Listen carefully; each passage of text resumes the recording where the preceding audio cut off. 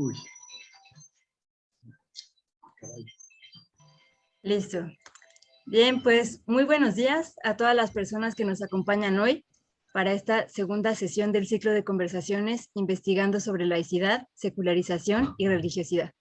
El propósito de este espacio, como mencionábamos ya desde la primera sesión, consiste en dialogar con investigadoras e investigadores para comprender pues algunos de los retos que implica estudiar estos fenómenos y procesos que, como veremos a lo largo de esta plática, entrañan una complejidad que los hace profundamente interesantes, pero también profundamente difíciles de aprender, de estudiar e incluso de definir. Entonces, bueno, pues antes de iniciar, quiero agradecer, como siempre, a todas las instituciones y a todas las personas que hacen posible el evento, al Instituto de Investigaciones Jurídicas de la UNAM por facilitarnos el espacio, al Departamento de Eventos y Difusión por todo su trabajo y apoyo, como siempre, al equipo de la Cátedra Extraordinaria Benito Juárez, y también a nombre de la cátedra agradezco a quienes se encuentran presentes, ya sea por Zoom o por Facebook Live, por su interés en este diálogo y en todas las actividades de la cátedra. Y bueno, pues por supuesto un agradecimiento muy, pero muy especial a quienes están hoy como ponentes para conversar sobre el libro Religión y Política en la 4T, debates sobre el Estado laico. Así es que, como verán, un tema que va a dar muchísimo de qué hablar. Carlos, Rosario, Ariel, muchas gracias por aceptar la invitación para compartir este espacio. De verdad que para nosotras es un gusto inmenso tenerles aquí y además, pues para platicar sobre un tema que es de actualidad y que me parece se vuelve cada vez más importante discutir. Voy a leer sus semblanzas curriculares para presentarles y luego ya entrar propiamente en materia. Entonces voy a iniciar con el doctor Carlos Garma. Él es profesor investigador del Departamento de Antropología de la Universidad Autónoma Metropolitana, Unidad Iztapalapa, desde 1984. Obtuvo el premio Julio de la Fuente a la mejor tesis de antropología, otorgado por el Instituto Nacional Indigenista, con la tesis Protestantismo en una comunidad totonaca. Es miembro del Sistema Nacional de Investigadores Nivel 3 y participa de manera activa en diversas asociaciones científicas, nacionales e internacionales sobre estudios de los fenómenos religiosos, entre las que se encuentra, por ejemplo, la Red de Investigadores del Fenómeno Religioso en México, mejor conocida como RIFREM. Ha dirigido más de 50 tesis a nivel licenciatura, maestría y doctorado en distintas instituciones de educación superior. Ha sido jurado en diversos premios nacionales y ha impartido conferencias en una gran cantidad de países. El doctor Garma se ha dedicado al estudio del espiritualismo, el pentecostalismo, el nativismo, la etnicidad y la afiliación religiosa, así como al desarrollo de la religión en el centro del país. Es coordinador del libro Religión y Política en la 4T, debates sobre el Estado laico. Así es que, como verán, toda una institución. Carlos, bienvenido. Muchas gracias por estar aquí. Continúo con la doctora María del Rosario Ramírez. Ella es profesora investigadora del Departamento de Sociología en la Universidad de Guadalajara. Fue investigadora huésped del Centro de Investigaciones y Estudios Superiores en Antropología Social, CIESAS, Unidad Occidente. Es doctora en Ciencias Antropológicas por la Universidad Autónoma Metropolitana, Unidad Iztapalapa, maestra en Ciencias Sociales por la Universidad de Guadalajara y licenciada en Sociología por la Universidad Autónoma del Estado de México. Su tesis, Lo femenino resignificado, discursos y concepciones de lo femenino desde los círculos de mujeres, obtuvo el primer lugar del concurso a la mejor tesis de doctorado, otorgado por la Red de Investigadores del Fenómeno Religioso en México en agosto de 2018. Rosario es además miembro del Sistema Nacional de Investigadores Nivel 1 y se ha dedicado al estudio de las prácticas espirituales y creencias religiosas no institucionales entre jóvenes y mujeres en contextos urbanos, centrándose en la intersección entre feminismo, espiritualidad y corporalidad. En sus estudios ha abordado temas como aborto, menstruación y activismo feminista, y es también coordinadora del libro Religión y Política en la 4T. Rosario, bienvenida. De nuevo, muchísimas gracias por estar aquí. Igual, es un gusto y un honor compartir este espacio contigo. Y presento ahora a Ariel Corpus. Él es maestro en Antropología Social por el Centro de Investigaciones y Estudios Superiores en Antropología Social, sede sureste, con la tesis Jóvenes celtales presbiterianos y sus prácticas divergentes, los mensajeros de Cristo en la iglesia Gólgota del Corralito Oxuc, con la cual obtuvo el tercer lugar en el cuarto concurso nacional de tesis sobre juventud 2009, realizado por el Instituto Mexicano de la Juventud. Actualmente es candidato a doctor en antropología por la Universidad Nacional Autónoma de México. Desde 2010 ha organizado mesas de trabajo en congresos especializados, tales como el Encuentro de la Red de Investigadores del Fenómeno Religioso en México. Ha participado en distintos cursos y seminarios sobre juventudes, laicidad, sociología, teología e investigación. Ha sido también ponente en congresos nacionales e internacionales y publicado en libros colectivos, revistas académicas y revistas de difusión. Es también coordinador del libro Religión y Política en la 4T, debate sobre el Estado laico. Ariel, muchas gracias por estar aquí. Me encanta compartir también el espacio contigo. Bueno, pues voy a callarme ya, pero una vez más quiero agradecerles a los tres por compartir este espacio. Es un gusto inmenso contar con su presencia en el marco de las actividades de este ciclo y además, lo digo y lo sostengo, para discutir un libro que trastoca temas que son absolutamente trascendentes para entender la coyuntura política de nuestro país, pero me parece que también para repensar y para problematizar algunos conceptos que son los que nos traen aquí a debatir hoy. Hay que recordar el título de la obra, Religión y Política en la 4T, debate sobre el Estado laico.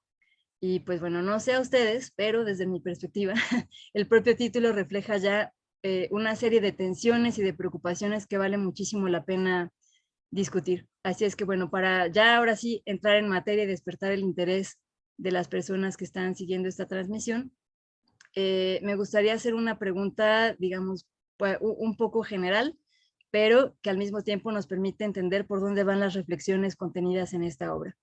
Y la pregunta concreta sería, pues bueno, ¿cuáles son los temas centrales de este libro? Y más importante, ¿por qué vale la pena estudiarlos? No sé quién quisiera tomar primero la palabra, ustedes me dicen.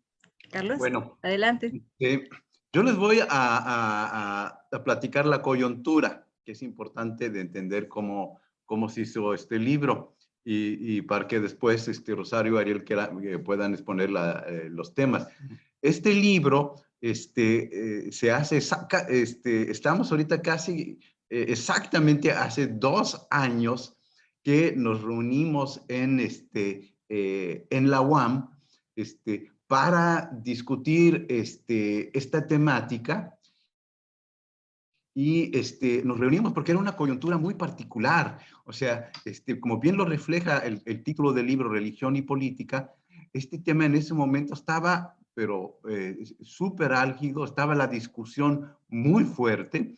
Estábamos haciendo un evento en marzo, en diciembre había salido una propuesta de cambios, de modificaciones constitucionales sobre la libertad religiosa que había hecho la senadora Luevano bajo la influencia del senador Ricardo Monreal y que implicaba cambios muy drásticos. Y antes de eso, pues todo esto estaba ubicado en el contexto de un nuevo gobierno totalmente diferente de los otros gobiernos postrevolucionarios, de un candidato claramente ubicado hacia la izquierda, pero que en ese momento todavía estaba manejando elementos pues de orientación simbólica religiosa que creaba mucho desconcierto. Había toda una discusión sobre si iba a alterar Andrés Manuel López Obrador la situación de la religión y la política en México. Esto además de que había muchas referencias religiosas que él, uso de símbolos religiosos que él hacía en sus discursos y participación en eventos, pues con matices claramente también vinculadas a lo sacro, como fue la toma de posesión en el Zócalo. En ese momento había mucha incertidumbre sobre qué es lo que iba a suceder. Y yo pensé que en estas coyunturas es cuando es más necesario que los académicos tomemos la palabra, no dejar que siempre sean los mismos, como dicen, los comentócratas de siempre los que aparecen. Algunos son políticos, otros son columnistas, pero su conocimiento de la religión, no solamente los aspectos teóricos, sino muchas veces de elementos pues claramente concretos, ¿no? De elementos de grupos religiosos concretos, era necesario la voz académica. Entonces, con toda prisa, pues yo hablé a mi grupo de colaboradores, mi Dream Team particular, que es Rosario y Ariel, y sabía que ellos me iban a responder bien, y así pues rápidamente organizamos un evento para discutir estos temas, y eso fue el resultado del libro, que tenía esta idea de dar una opinión académica sobre esta situación. Al final terminamos discutiendo cosas que iban más allá de la coyuntura. Eso es lo bueno de este contexto. Terminamos discutiendo si había secularización y laicidad a la mexicana, hasta donde realmente el Estado existe en los márgenes, el posicionamiento de los diferentes actores más allá del discurso presidencial, que también fue analizado. Y tuvimos mucha suerte porque justo después, la semana después del evento, la UAM cerró, y es apenas ayer que se han recuperado las clases presenciales en la UAM y en la UNAM en muchas partes, ¿no? Entonces, pues en ese sentido, pues también fue el libro para nosotros tiene también un valor histórico. Y bueno, más adelante vamos a hablar de cómo ha cambiado un poco la coyuntura con respecto a la relación entre religión y política. Pues ya dejo la palabra a Ariel y Rosario. Muchas gracias, Carlos. Sí, qué bueno que haces este apunte, y además hay que decir que efectivamente es un Dream Team que es de verdad genial. Y qué bueno que hayas retomado esto de la coyuntura específica, pero que además nos digas que más allá de esa coyuntura que en efecto fue muy álgida en aquellos entonces, la obra y las reflexiones que estuvieron vertidas en ese evento pues fueron mucho más allá solamente de la coyuntura. Totalmente de acuerdo contigo. No sé, ahora quién quisiera tomar la palabra, Ariel, Rosario. Voy. También, bueno, primero muchas gracias por la invitación. Me parece bastante simbólico también que sea este día, el día que se presenta por primera vez el libro, justo por esto que comentaba Carlos al principio, ¿no? Que hace justo 2 años fue el último evento que pudimos realizar en presencial antes del encierro, y bueno, muchas cosas cambiaron, obviamente las discusiones se movieron del lugar, bueno, hubo varias cosas, pero también este libro y el foro que dio origen a este libro era, digamos, una segunda parte de un ejercicio que ya habíamos hecho en 2016 a propósito de todo lo que ocurrió en aquel momento con el Frente Nacional por la Familia y demás, donde ya teníamos también algunos antecedentes sobre cómo se estaba hablando de laicidad, en ese momento cómo se estaba hablando de familia también, y cómo estaban entretejiéndose distintas narrativas en torno a la religión en el espacio público. Entonces, este libro también es como el segundo hermanito, digamos, de aquel primero de familias y Estado laico. Precisamente por eso, ¿no? Tiene una continuidad en cuanto al tema, y también eso nos dice muchísimo del contexto, ¿no? Otro apunte que considero muy importante dentro de este libro y de las discusiones que surgieron a partir del foro que se realizó y del que da cuenta esto, lo que van a leer en él, es que también se analizó la laicidad y la secularización también desde una perspectiva sí académica, pero también descentralizada. Es decir, nos empezamos a dar cuenta que había concepciones, por ejemplo, jurídicas, que no alcanzaban todavía a cubrir como casos específicos más allá de la Ciudad de México o más allá de los casos típicos o mediáticos incluso, donde se pone a trabajar y a cuestionar este asunto de la laicidad y la secularización. Entonces, una de las cosas que disfruté mucho de la discusión que se dio y después de ya los textos, de recuperar los textos, es que nos metimos a algunos temas, las y los autores que son parte de este libro nos dieron cuenta de cómo operan estos dos conceptos ya en términos sociales, digamos, ¿no? Sociales, descentralizados, igualmente académicos, igualmente políticos y con una potencia súper grande de poder decir, a ver, no podemos hablar de una laicidad en todo el país o de un tipo de laicidad en todo el país, no podemos hablar de una forma muy particular o única, pues, de secularización, por ejemplo.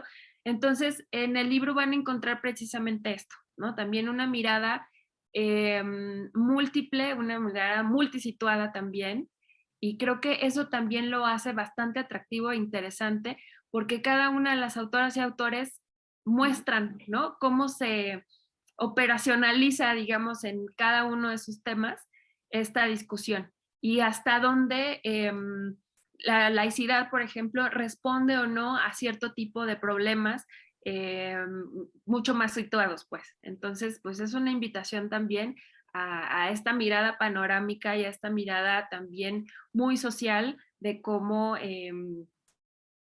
pues cómo se hace realidad o cómo se cuestiona muy vívidamente la laicidad en México. Muchas gracias, Rosario. Sí, de hecho, la verdad es que esa es una de las cuestiones que a mí me parecen más interesantes del libro y que además he tenido oportunidad de discutir ya varias veces con ustedes y sobre todo con Ariel, que hemos coincidido en varios espacios y que me ha gustado mucho, ¿no? O sea, pensar en la laicidad más allá de lo jurídico, pensar en la laicidad más allá de lo abstracto y más allá de la Ciudad de México. Eso me parece también absolutamente fundamental, ¿no? Como que tenemos a pensar en la laicidad como, como dice en la Constitución o como a raíz de la experiencia que se vive en la Ciudad de México, a partir de una mirada centrada en el catolicismo o la relación entre lo católico y el Estado y nada más, ¿no? Entonces, eso me gusta muchísimo del libro. En un momento más, ojalá podamos retomar también un poco sobre la estructura de la obra, pero ya me voy a callar para darle la palabra a Ariel. Bueno, primeramente, gracias, Mariana, por la invitación. En efecto, ¿no? Justo caíamos en cuenta que ya son 2 años de este foro y qué bueno que sale a luz, ¿no? A la luz. Y sí, hablando un poquito de la estructura justamente del texto y de estas discusiones que tratamos de articular desde la antropología y desde descentralizarlas también, plantear otro tipo de métodos, de técnicas, de abordajes, etcétera, pues sí, la estructura del libro tiene en general tiene 3 apartados que tocan temas que en ese momento nos resultaban interesantes llevar a cabo, ¿no? Por ejemplo, la primera es una discusión o aborda una discusión donde tú participas, desde luego, una discusión más conceptual sobre estas categorías que usualmente se entienden desde una apropiación jurídica o una apropiación sociológica, ¿no? Y desde ahí tratar de ir construyendo cómo el propio escenario, el propio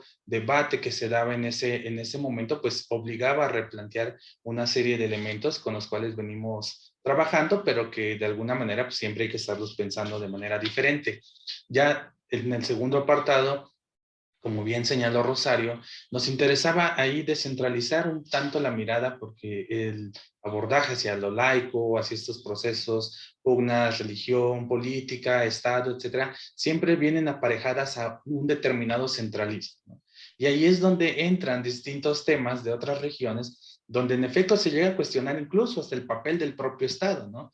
Como si este Estado laico fuera homogéneo, fuera único, fuera benevolente, pero hay lugares donde sencillamente no ha estado presente. Y atravesarlo también con algunas otras discusiones, como tienen que ver con los derechos de las propias mujeres, con un asunto, una polémica que traía ahí la iniciativa de Soledad Luevano, que tiene que ver con la incursión de las iglesias en el sistema penitenciario. Todo el mundo levantó, o mucha gente levantó al cielo pues, la demanda, pero no sabiendo que justamente las iglesias tienen muchos años trabajando dentro de los espacios carcelarios. Y ya en el último apartado nos centramos en la parte de los evangélicos, que es muy interesante por dos cosas. Por un lado, porque se empezó a discutir como esta irrupción, como si fuera algo novedoso, como si no hubieran aparecido, como si no hubieran tenido presencia, como si su capital político apenas fuera recién, pero la verdad es que tienen mucho tiempo construyendo ese capital, ¿no?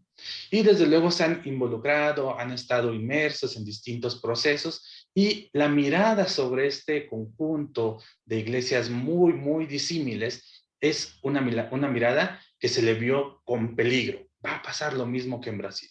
Va a surgir lo mismo, hay que tener cuidado, es un peligro, ¿no? Y creo que distintos trabajos aquí lo que hacen es poner en discusión justamente esa mirada, y que se vio concretamente cuando pues el PES no tuvo un respaldo particular de aquellas que se esperaban ser sus bases naturales, ¿no? Entonces, a partir de estos tres subapartados es que se van aglutinando una serie de temas que no solamente van a poner como en el centro de la discusión la importancia de la laicidad, sino que incluso van a llegar a discutirla y a debatirla. De ahí el título del libro.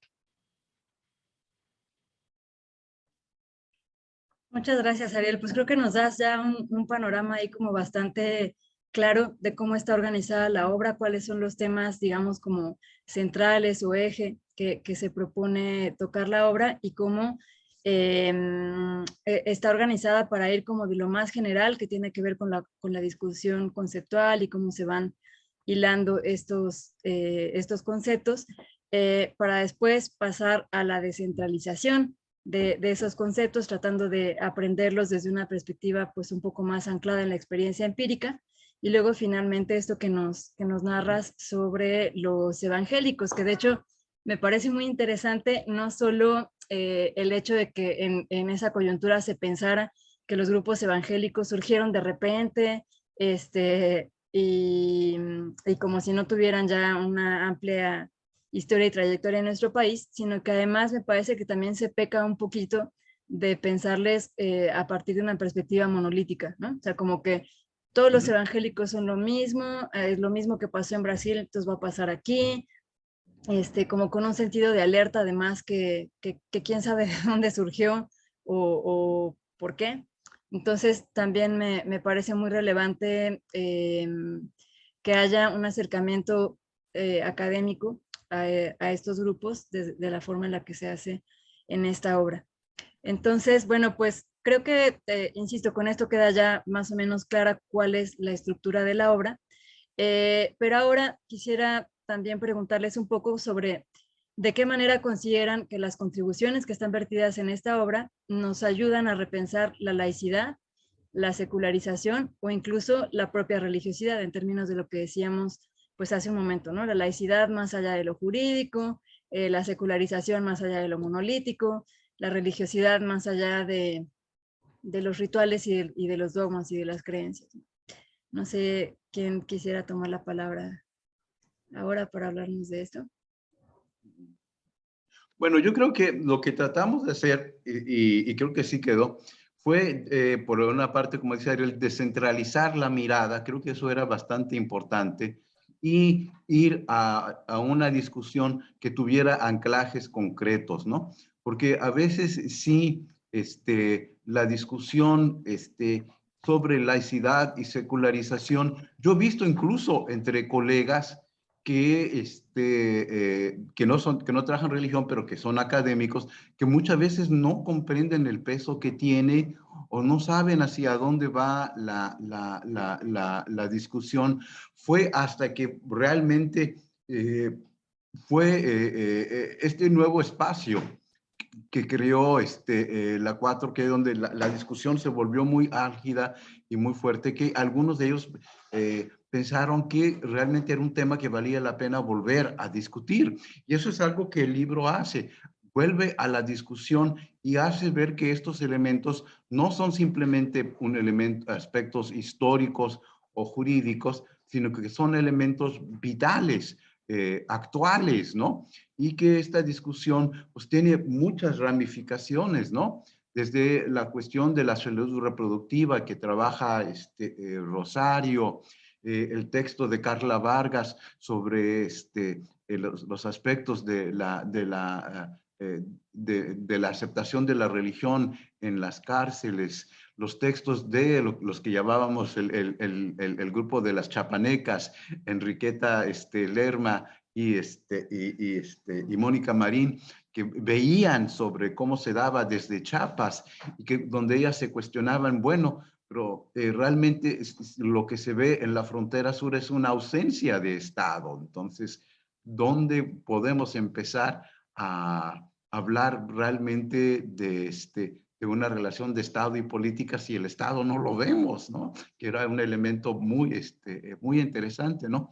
Entonces, tratar de abrir esa discusión y hacer que los aspectos se vieran. Creo que ese es uno de los aportes vitales, o sea, mostrar que esto no es una discusión simplemente árida o ultra especializada entre unos cuantos especialistas, sino que es abierto y amplio. Y una parte de eso que se nota en el libro fue la discusión, fue la decisión de abrirlo a especialistas de todo tipo, incluyendo particularmente queríamos abrirlo a académicos jóvenes que no siempre son escuchados y que encuentran muchas veces grandes dificultades para publicar.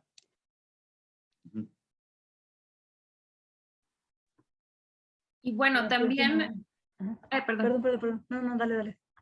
Bueno, también una cosa que creo que no pudimos dejar pasar fue que desde que empezó el sexenio, se empezaron por ahí o empezaron distintas críticas más desde, por ejemplo, no sé, textos periodísticos o incluso opiniones y así de, es que ¿dónde está el Estado laico? ¿No? Con cosas y ejemplos tan claros o tan simples como este ritual que se hizo cuando le dan el bastón de mando a Andrés Manuel cuando toma posesión.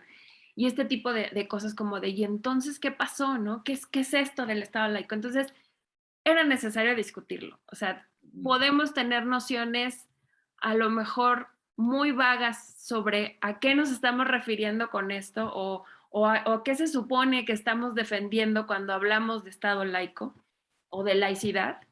Y de pronto era entonces, y también eso veíamos, ¿no? Desde el foro y también en el libro lo discutimos, que entonces cómo estábamos entendiendo aquello, ¿no? Por un lado, sí, desde esa parte académica, sí relacionada con la modernidad y todos estos discursos, ¿no? Grandotes, sociológicos y muy académicos, pero también cómo eso se estaba llevando hacia otros espacios. Por ejemplo, cómo se hablaba o cómo hacía presencia lo religioso de maneras a veces no tan sutiles en cuestiones que antes o en espacios donde antes no estaba o aparentemente no estaba, ¿no? Entonces fue también, parte de este libro fue como revelar y ponerle el acento en un montón de procesos que empezaron a suceder en ese momento, ¿no? Como en ese primer año, del sexenio, que nos volaron la cabeza a muchos, ¿no? O sea, insisto, desde aquella ceremonia hasta después la cartilla moral, Wow. o sea, ya estaba, ¿no? Circulando ese tipo de narrativas, de objetos, ¿no? De formas de moralizar, digamos, a la nación o de ver a la nación también como un grupo moral. Entonces, había que pensar eso. O sea, teníamos muchas dudas sobre cómo más que dudas, teníamos también algunas certezas de cómo teníamos que abordar ese tipo de temas, que era necesario volver a abordarlo, porque sin duda el tema de la laicidad y la secularización no es un tema acabado, ni un tema, y eso lo vimos, ¿no? Una y otra vez, no es un tema acabado y no es un tema que podamos agarrar tan fácil, sobre todo cuando estamos, por ejemplo, haciendo un análisis específico sobre algún tema, ¿no? Entonces, parte también de la riqueza del libro es precisamente eso, que vamos desde protestas feministas, cómo entran cómo se articulan estas narrativas religiosas en las cárceles, cómo están también comunidades enteras haciendo también y resistiendo a partir de las bases religiosas, por ejemplo,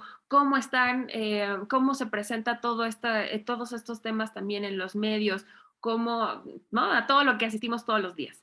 Entonces, necesitábamos un espacio también para pensarlo y utilizamos también este foro y este libro para hacerlo.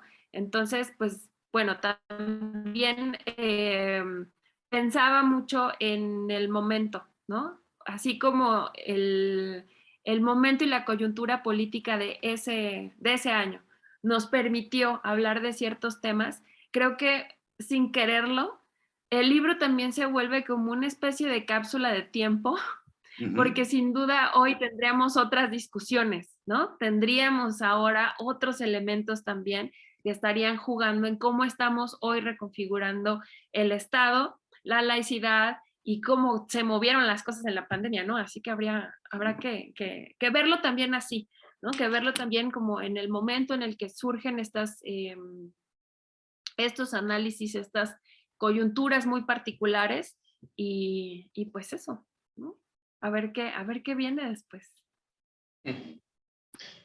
Fíjate, a mí me parece que retomando esta inquietud, Mariana, sí tiene estos tres ejes, uno en el cual busca discutir la laicidad pensada desde el ámbito jurídico, ¿no? Y para eso justamente apostamos por una perspectiva antropológica, en algunos casos a través de trabajo de campo, de etnografía, por decirlo de esta manera, ¿no?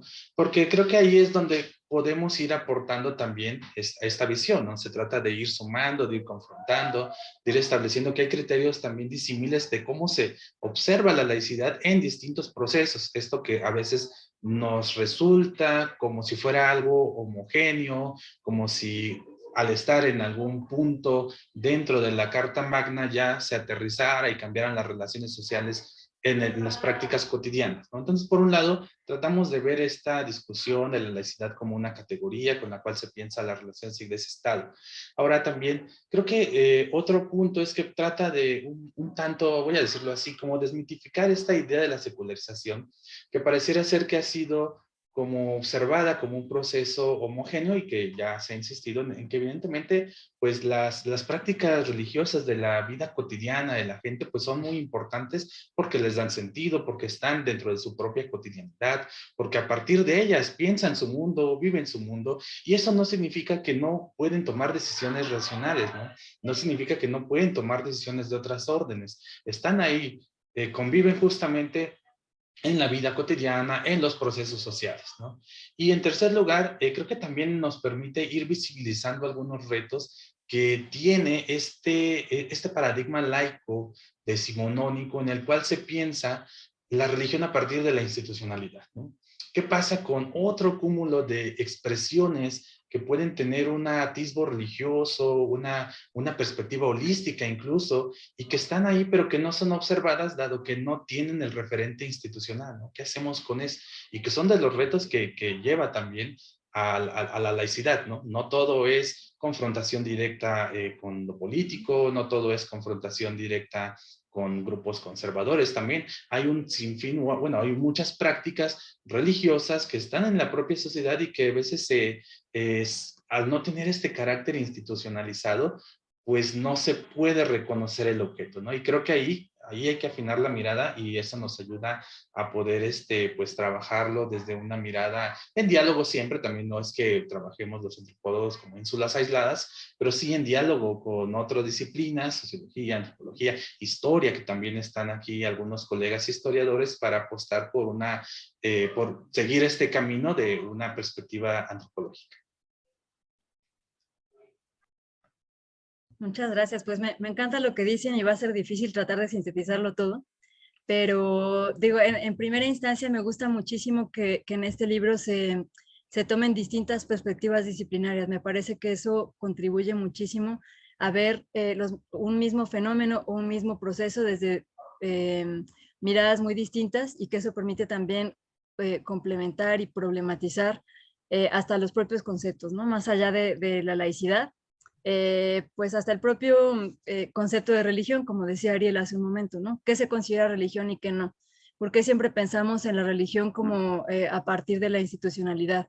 ¿Por qué siempre pensamos que todo lo religioso es como un bloque, no, quizás no en términos de creencias, pero sí en términos de la moral que se defiende, por ejemplo, o de la relación que se tiene con el Estado, o de la manera en la que se tiene de creer y de practicar, lo cual no es para nada así, ¿no?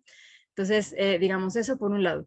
Luego, por otro, y como nos decían también hace un momento, lo que permite esta obra es no solamente analizar a partir de diferentes perspectivas, sino de distintos contextos y de distintos problemas que tienen que ver con el Estado laico y que no se agotan solamente en la relación entre Estado e iglesias o Estado y grupos religiosos, sino que tienen que ver también con el ejercicio de ciertos derechos, con movimientos sociales, con muchas otras cosas que a veces se nos pierden de vista precisamente por tener la mirada como tan centrada en el modelo de laicidad decimonónico, ¿no? Que además tiene todos los problemas habidos y por haber para la época contemporánea.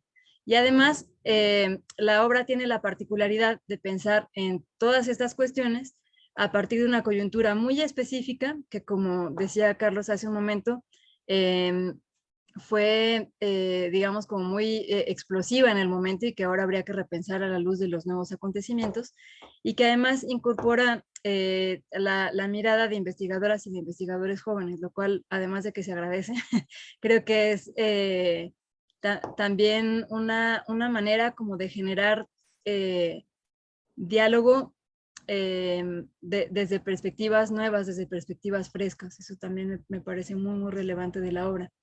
Entonces la pregunta obligada ahora es, bueno, ¿y cómo se eligieron estos temas o cómo se eligieron estas perspectivas o cómo se eligieron estos ejes de análisis? Porque digamos, pensando en la religión y la política, en la 4T, sobre todo, digamos, a partir de la manera en la que se inició el sexenio del actual presidente, da para discutir mil y un cosas, ¿no? Entonces, ¿cómo fue que se decidieron ustedes por pensar en estos, pues, llamémosles ejes temáticos o estas perspectivas disciplinarias?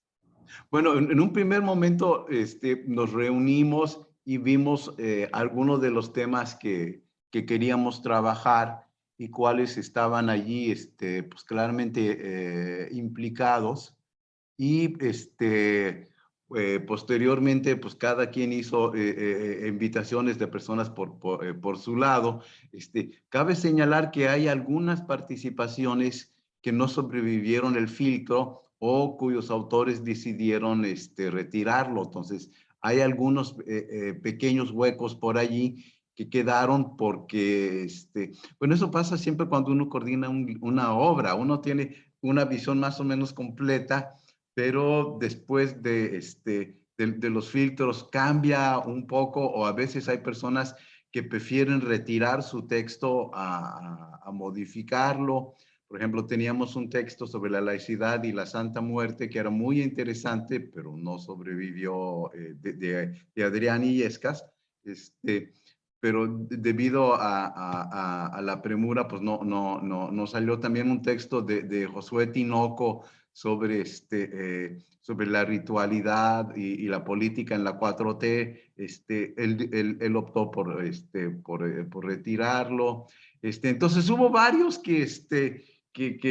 bueno, eso pasa en cualquier obra, pero creo que al final sí quedó un trabajo muy coherente. Eso me gustó, a pesar de las modificaciones que se va a dar. Sí quedó un trabajo bastante coherente. Se cubrieron la mayor parte de los elementos. Creo que quizá lo único que nos faltó era algo sobre la derecha católica, que se ha vuelto muy vociferante. Estaba pensado en el evento, pero la persona pues no, al final se retiró. Y bueno, pues se nota un poco, pero eso es un poco el trabajo que tienes cuando haces un evento colectivo y lo ves transitar hacia el libro. Y además queríamos que no tardara demasiado, porque si no, pues eso pasa mucho también con los trabajos académicos. 2 años para un libro académico es relativamente corto. Generalmente son más. Entonces la idea era tratar de manejar este aspecto. Y básicamente, como señala Ariel, pues eran estas ideas de, por una parte, la discusión más conceptual, por otra parte, los aspectos directos en donde se veía que se estaba dando la discusión y la coyuntura. Y por último, enfocarnos hacia un actor concreto. Una decisión que tomamos, que vale la pena señalar, que pensábamos, era que para no dispersarnos no íbamos a incluir trabajos comparativos con otras partes de Latinoamérica. Porque en ese momento la discusión que se estaba dando comparando a México y Brasil, entre la situación de AMLO, Bolsonaro, el PES, la Iglesia Universal de Dios, si Macedo era Farela o Farela era como Macedo, estaba desbordada. Y tomamos la decisión de acotarnos a México. Y creo que fue un elemento totalmente acertado. Habrá otros espacios en donde se pueda comparar con Latinoamérica y creo que es útil, creo que es importante. Pero en ese momento era necesario acotar la mirada. Era necesario evitar comparaciones que estaban diluyendo la discusión o la estaban de plano llevando a otros espacios. Y a propósito de eso, ahorita mientras escuchaba a Carlos, estaba reviviendo precisamente cómo estuvo compuesto el panel, los paneles de aquel evento en la UAM en 2020. Y eso, ¿no?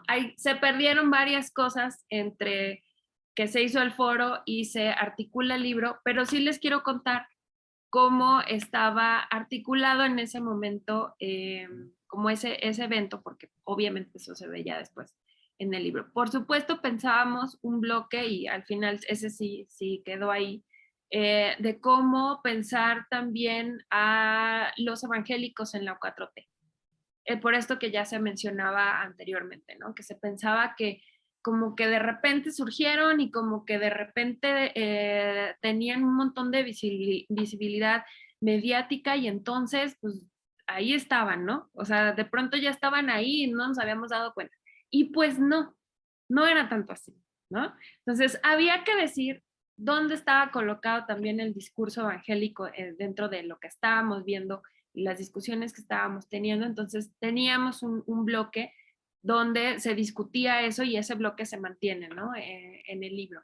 Por supuesto, teníamos también la necesidad de hacer una recuperación de cómo se había discutido y cómo se había presentado también históricamente el tema de la laicidad. Entonces, teníamos ese bloque también histórico de reflexión sobre la laicidad. Teníamos considerado ya, yo creo que cuando estábamos planeando, por ejemplo, el foro, no teníamos una idea muy clara, o sea, teníamos la idea clara de querer incorporar trabajos y reflexiones de colegas que veían y tenían en sus trabajos empíricos y sus trabajos etnográficos y teóricos, por supuesto, el asunto de la laicidad vinculado con otros temas, pero creo que hasta que estuvimos en ese foro y como vimos que se transformaron después esas presentaciones en los capítulos, le dimos mucha más dimensión y densidad a cómo se cuestiona desde otras narrativas, desde otros espacios, este asunto, ¿no? Entonces, bueno, teníamos una partecita que se llamaba Religiosidades al margen y frente a la 4T, que es ahora la segunda parte del libro, como decíamos, ¿no? Como estos abordajes descentralizados que resultaron también súper interesantes. Y también teníamos, por ejemplo, algo que quedó sí ausente, mencionado muy de paso en el capítulo que escribo junto con Arcelia Paz, pero teníamos en el foro, por ejemplo, una parte de reflexión sobre género, feminismos y derechos reproductivos, que fue súper rica y fue súper interesante, pero al final no quedó ahí. Y también me parece que fue como muy sintomático que no quedara después en el libro, y se menciona al final de ese capítulo en particular, que sigue siendo también una deuda, ¿no? Sigue siendo también una deuda pensar el género en este sexenio, cómo ha sucedido y cómo se ha articulado la discusión del género y de los derechos sexuales y reproductivos y el lugar de las mujeres en la religión en este caso también, y por supuesto como en un nivel social. Entonces, bueno, también tenemos esa parte y creo que tenemos ahí también nosotros un poquito de deuda con eso, ¿no? Para seguirlo repensando. También teníamos otra sección donde hablábamos también como de estas, de cómo también mediáticamente se estaba discutiendo, sin decirlo así, el tema de la laicidad y de la religión en el marco del sexenio, pero viendo la religión como ya se decía anteriormente, desde el lado más plural, ¿no? Entendiendo que ya no estamos en un país enteramente católico, que los evangélicos no son un peligro, o sea, viendo como esta parte positiva del pluralismo religioso, ¿no? Considerando el pluralismo religioso como algo deseable también dentro de esta discusión. Entonces, bueno, teníamos ahí como estas partes, y al final, afortunadamente, muchas de esas divisiones que habíamos pensado, divisiones temáticas que habíamos pensado en el foro, sí pudieron trasladarse al final al libro. Y yo creo que a mí me gustó mucho el resultado en términos de que permite la entrada a la discusión desde muchos puntos, ¿no? Y deja también, a propósito, creo yo, muchas preguntas abiertas, porque todavía no venía como la sorpresa de la pandemia, ¿no? Todavía no venía esta discusión de cómo, o ya estaba en ese momento, ¿no? Esta idea, por ejemplo, de que las religiones iban a ser, tenían o podían construir, o eran las capaces de construir el tejido social para darle como consistencia a esta reforma que venía con el sexenio.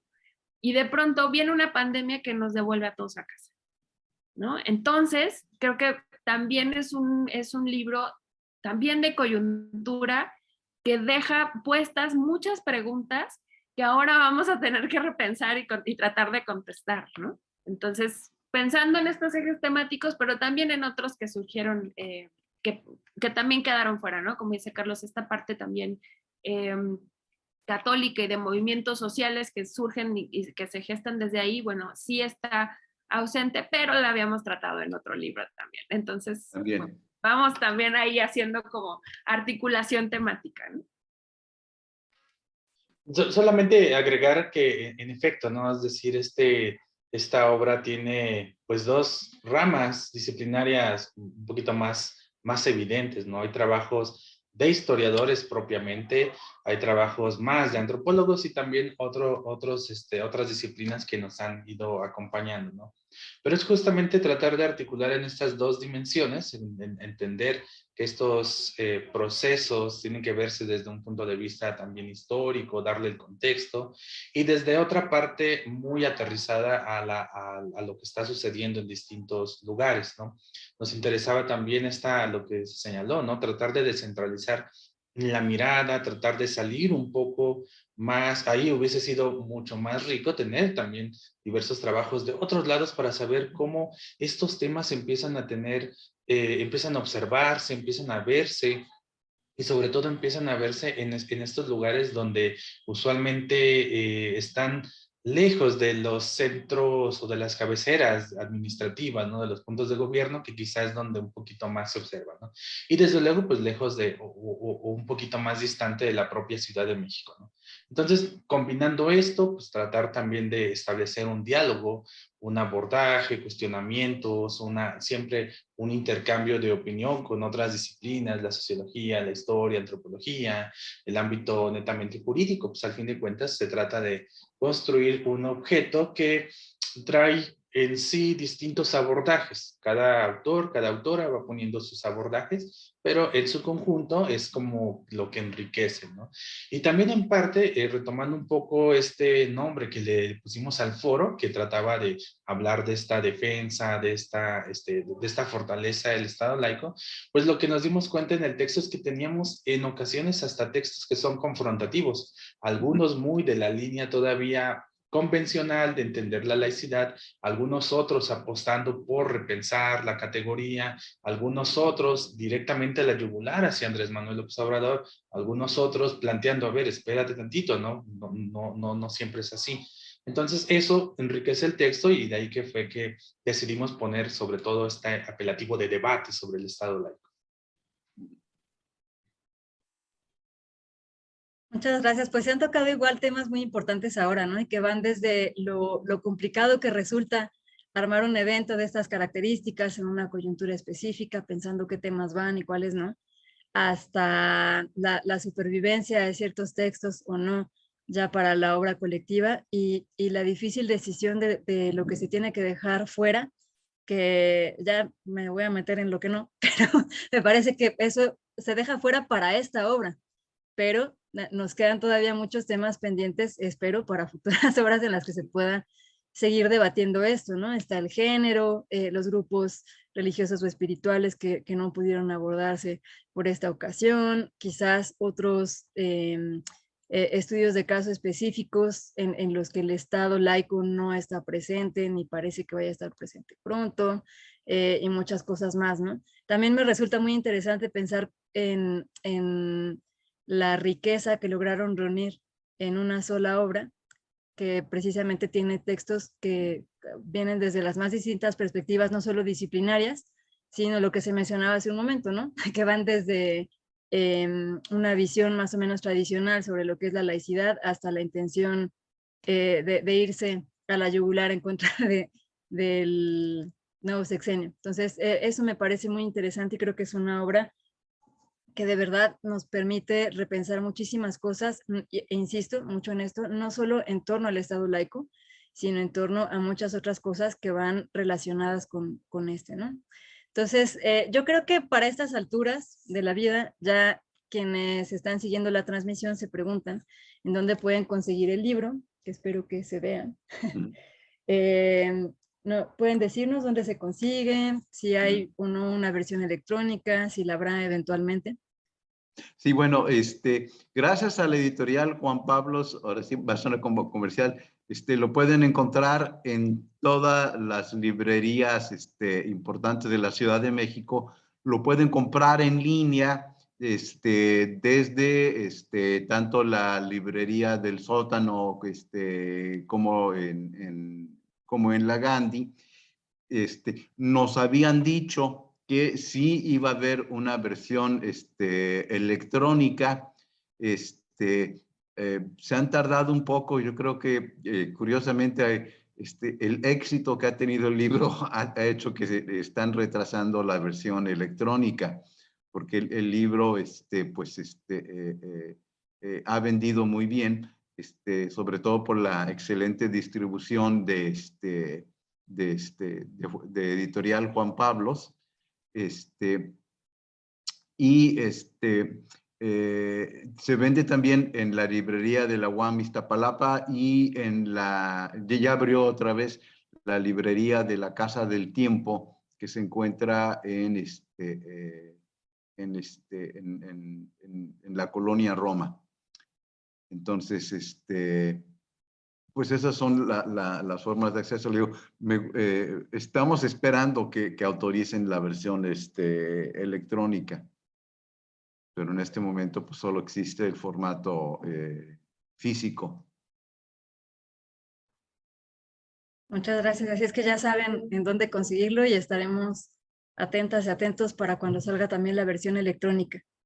Oigan, antes de continuar la discusión, quisiera leer algunas de las preguntas y comentarios que han estado llegando del público. No sé si están al tanto del chat, pero la verdad es que hay bastantes preguntas ya, lo cual es una buena señal de que hay mucho interés por el tema. Y voy a tratar de juntar, si les parece bien, de 3 en 3, para no revolvernos o que no se nos vaya alguna. Voy a tratar de juntarlas por tema.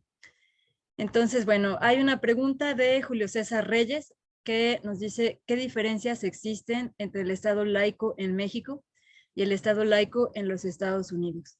Esa es una primera pregunta. Luego, de Amir García, y en ese mismo orden de ideas, nos pregunta, ¿el Estado laico mexicano ha frenado a evangélicos y por eso no crecieron políticamente como en Brasil y Estados Unidos? Y una más. ¿Ustedes consideran que la utilización del discurso religioso por parte de AMLO fue de orden pragmático y que realmente no es una seria amenaza al Estado laico en México? Creo que esas 3 preguntas ya nos dan bastante para discutir y ahorita seguimos leyendo. Bueno, con respecto a la comparación entre México y Estados Unidos, cabe señalar que el término de laicidad ni tan siquiera existe en el inglés. En inglés simplemente se conoce como secularity. Y tanto en Estados Unidos como en Inglaterra, lo que se ha dado más bien es un tipo de laicidad pragmático, porque no está bueno, claramente no hay una constitución inglesa y hay una unión muy clara. Durante mucho tiempo se dio entre la iglesia anglicana y la monarquía inglesa, y que ha derivado en un tipo de secularización pragmático. Y en Estados Unidos sí se dio una secularización que se plasmó en la Constitución en una separación de Estado e Iglesia, pero que no tiene elementos tan claros como sí lo tiene en la tradición francesa, donde sí se viene un concepto muy claro de la laicidad y de los elementos que están de la laicidad en los derechos del hombre. Y en México, bueno, esto ya lo han señalado varios, pues tenemos mucho más cercanía, curiosamente, con la concepción francesa, en parte porque en ambos países la institución que se oponía más era la Iglesia Católica, ¿no? Y las iglesias evangélicas norteamericanas impulsaron mucho más un elemento de pluralidad que lo que se dio en nosotros. Bueno, ya en los aspectos más contemporáneos, claramente hubo una erosión muy fuerte de los elementos de la secularización durante el gobierno de Donald Trump, que fortaleció mucho a la derecha cristiana republicana, y que bueno, pues también una parte de esto pues nos llegaban discusiones a nosotros si en México se iba a dar esta relación, pero no se dio. Y en eso me va al segundo punto. Una parte de la situación por la cual no se cumplieron las preocupaciones sobre los evangélicos es que los evangélicos mexicanos son muy especiales, son muy diferentes. Esto lo han notado varios autores, entre ellos, por ejemplo, José Pérez Guadalupe, en una obra sobre política evangélicos en Latinoamérica, donde yo colaboré. Yo hice el artículo sobre Latinoamérica y Pérez Guadalupe señaló, bueno, el caso mexicano es distinto a los demás, porque en México los evangélicos mexicanos tienen un alto grado de apoyo al Estado laico.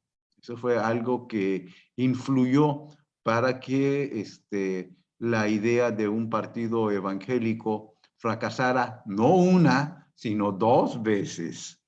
Y creo que eso a lo largo sí influyó en las bases ideológicas de la 4T, que eso es algo que falta todavía discutir. Yo creo que al final quedó claro, a raíz del doble fracaso de PES 1 y PES 2, ¿no? que realmente sí hay un apoyo popular a la división Estado-Iglesia y a la defensa de las concepciones de la laicidad más allá de lo que comúnmente se había, pensado. Yo ahí lo dejo.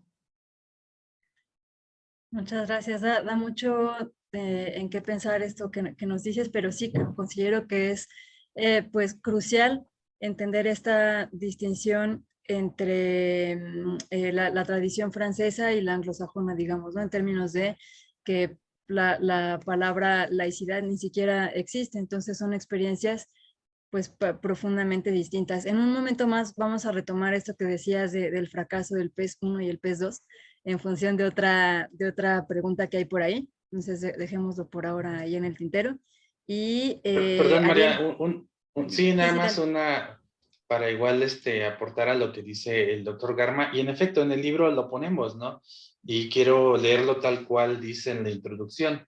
Se vuelve a poner de manifiesto que la lógica del creyente no opera en sintonía con la de los liderazgos eclesiales, ni menos con alguna figura o institución que pretenda asumir la representatividad evangélica. Así, la fragmentación del campo religioso a su interior es una variable importante en el análisis de la relación con la política. Se piensa usualmente que el sujeto religioso le va a hacer caso a sus líderes. Hay una visión así, y lo que nos dimos cuenta aquí es que no, ni a sus líderes, ni a cualquiera que ostente una representación que diga yo soy el representante de los evangélicos, ¿no? Y ahí se puede ver esta fractura justamente de por qué no tuvo este respaldo. Y en segundo lugar, cuando pensamos siempre en política, nos pensamos en política partidista. Muchos grupos evangélicos están teniendo una acción social, muchos creyentes evangélicos tienen acción social y no necesariamente en el lado de las decisiones públicas, ¿no? Y es ahí donde también hay que ver al interior del campo cómo está, del campo evangélico, cómo están trabajando. No todos están metidos, y los que están metidos son contados en este asunto político. Muchas gracias, Ariel. Sin duda es una acotación muy relevante, no solo por esto que dices de, bueno, un poco ilusión de pensar que los representantes religiosos efectivamente, más bien, que los ministros de culto efectivamente tienen la capacidad de representar las creencias y los intereses de las y los creyentes, lo cual no sucede para nada. Digo, si no sucede ni siquiera con los representantes de Estado, ¿por qué habría de suceder con los representantes de iglesias, por ejemplo, ¿no? Y además pensar en que, nuevamente, el mundo evangélico en lo particular y el mundo religioso en lo general no es monolítico, no podemos pensar en que porque una o dos personas o un pequeño grupo defiendan ciertos intereses o cierta agenda en el ámbito político, el resto de las personas creyentes se van a adherir a ese interés. Gracias por la acotación. No sé, Rosario, si quisieras agregar algo sobre esto. No, acá los expertos son Ariel y Carlos sobre esto. Ok, perfecto. Bueno, entonces sigo leyendo las preguntas. Les decía hace un momento que había una relacionada precisamente con el PES. Es una pregunta de Amir García Villalpando, que nos pregunta, bueno, ¿por qué el PES no tuvo apoyo? ¿Es porque los evangélicos no tienen potencia o porque hemos aprendido como mexicanos y mexicanas la separación entre iglesia y Estado? Desde Benito Juárez. Es una pregunta que me parece muy interesante y que creo que también da mucho de qué hablar. Una más, también de Amir García, es ¿a qué se deberá que el discurso religioso en la 4T empezó vigoroso y luego perdió ese vigor? Bueno, yo creo que con respecto al PEN, pues, es una respuesta muy sencilla a un problema muy complejo. La respuesta es que los evangélicos mexicanos apoyan al Estado laico. Nunca se fue. A diferencia de lo que la imagen que crearon los medios, y con muchísima fuerza, como bien señala Carlos Martínez en su artículo, y también Cervantes Ortiz. Edilberto. También, claro, toda esa sección, se creó una imagen de que eran grupos que ya se iban a volver a propiciar un Bolsonaro, un Trump mexicano. Y pues lo que resultó pues es que son laicos, tienen un concepto muy acentrado, muy fuerte de laicidad. No apoyan un partido político evangélico, a diferencia de lo que pasa en Brasil o lo que pasó en Centroamérica. En México no hay apoyo para un partido político religioso del lado de los evangélicos, ¿no? Yo inclusive creo que tendría más posibilidades en la derecha católica, incluso, ¿no? Donde el concepto de laicidad está también medio desdibujado, pero ese es otro tema. Lo que sí es real es que definitivamente en el 4T se reforzó el apoyo a los elementos laicos, los sectores que enfatizaban una visión más bien laica, se han fortalecido, han tenido más fuerza, ¿no? Eso independientemente de algunos de los excesos del discurso de López Obrador, que a veces sí todavía va por el uso de símbolos religiosos. Pero algo que rara vez se recuerda, que hay que recordarlo, es que la Morena y la 4T no se reducen a López Obrador, aunque lo parezcan, pero no se reducen a él. Allí tuvimos una intervención muy interesante del secretario Lee, que ahí se me va ahorita su primer nombre. ¿Te acuerdas, Ariel? Que no está en el libro, pero pues él nos dice, ¿mande? Jorge. Sí, Jorge, que él nos mencionó que, pues, el elemento del Estado laico estaba muy claramente conceptualizado desde la Secretaría de Gobernación y que estaba allí dentro de esa parte, ¿no? Entonces, esos elementos pues fueron reforzados.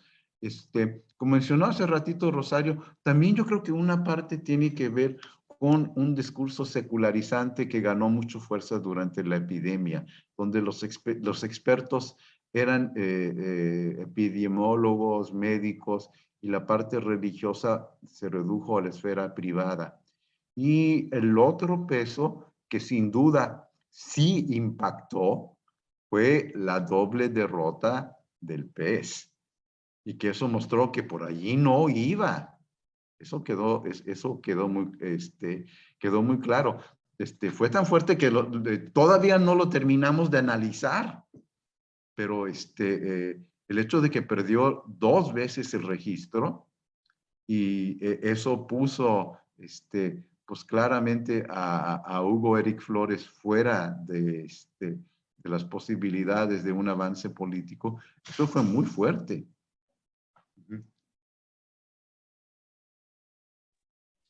Y también habrá que pensar un poco cómo funciona el campo evangélico, ¿no? Que también ahí es como algo importante de que faltó en algunos análisis, sobre todo en los análisis periodísticos, que pensaban que iban a actuar en bloque, que cuando salía Farela o cuando salía Hugo Eric en la tele, en las noticias, pensaban que todos los evangélicos estaban ahí, ¿no? Y no es cierto, hay gente que está dentro de los liderazgos evangélicos que está súper peleadísimo con ellos, ¿no? El propio Farel está quemado en muchas comunidades, qué decir de Hugo. Al final, incluso hasta con esta propia segunda reactivación del PES, muchos evangélicos que los apoyaron en un primer inicio terminaron totalmente decepcionados, cambiaron su visión de lo político, de su perspectiva, de lo que llaman, no sé, por ejemplo, el reino, del actuar en el mundo, etcétera, ¿no? Y este tipo de fragmentaciones al interior de las comunidades son muy usuales. El crecimiento evangélico, como bien han señalado los estudios del doctor Garma, pues ha sido más bien por la fragmentación y no tanto pues por grandes procesos de conversión. Y eso se replica a otros campos y a otras escalas, ¿no? Entonces ahí pretender que tuviera como un respaldo único, un partido que tiene como mote el Partido de los Evangélicos, pues era un tanto imposible de sostenerse, dado esta fragmentación al interior del campo, ¿no? Pero en efecto, creo que ahí es justo cuando el análisis de los estudios nos permite observar mucho mejor para tratar de explicar las cosas, ¿no? Y no solamente decir como un tanto más superficial, ¿no? Y por otro lado, es cierto, hay una concepción laica que tienen determinados grupos evangélicos, algunos lo tienen un tanto más desarrollada en la propia ética religiosa, algunos lo tienen un poco más, digamos así, como un poco más en términos más prácticos, más pragmáticos, ¿no? Pero tienen una visión con lo cual han ido creciendo, ¿no? Desde luego que hay siempre sus atisbos, hay siempre sus bemoles, ¿no? Y que pues la propia fragmentación del campo es diversa y pues, cada estudio nos va a poder indicar algún tipo de resultado.